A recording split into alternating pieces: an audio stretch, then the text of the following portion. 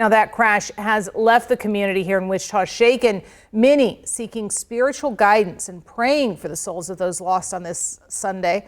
Cake's Nick Nelson caught up with churchgoers and faith leaders on what they're doing to cope. Matthew Honus says it's been a while since he and his mother have attended church at Gloria Dei Lutheran Church in Riverside.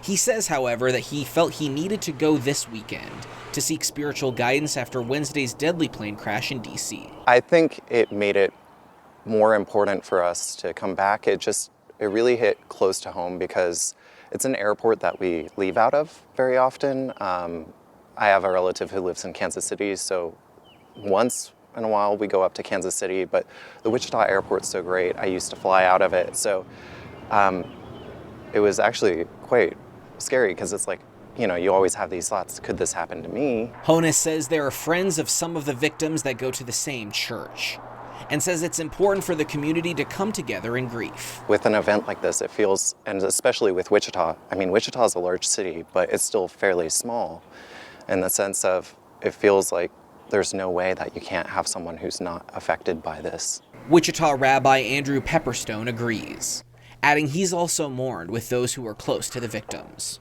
It's probably, fewer than 6 degrees between you and somebody who is directly impacted by the tragedy. It impacts people I know directly, and so it's, I guess, it's been kind of hit me as a shock at first, could be hitting me more and more heavily as the week has gone on. Pepperstone adds the Jewish faith has a specific way to deal with grief and encourages people to do what they need to do to grieve properly. Do not separate yourself from the community.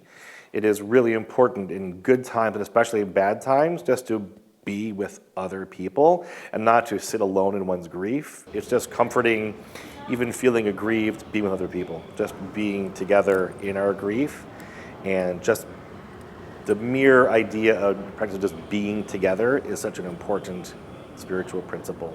The NTSB is still investigating the crash of the plane that was flying out of Wichita, carrying 64 people, and the Black Hawk helicopter carrying 3.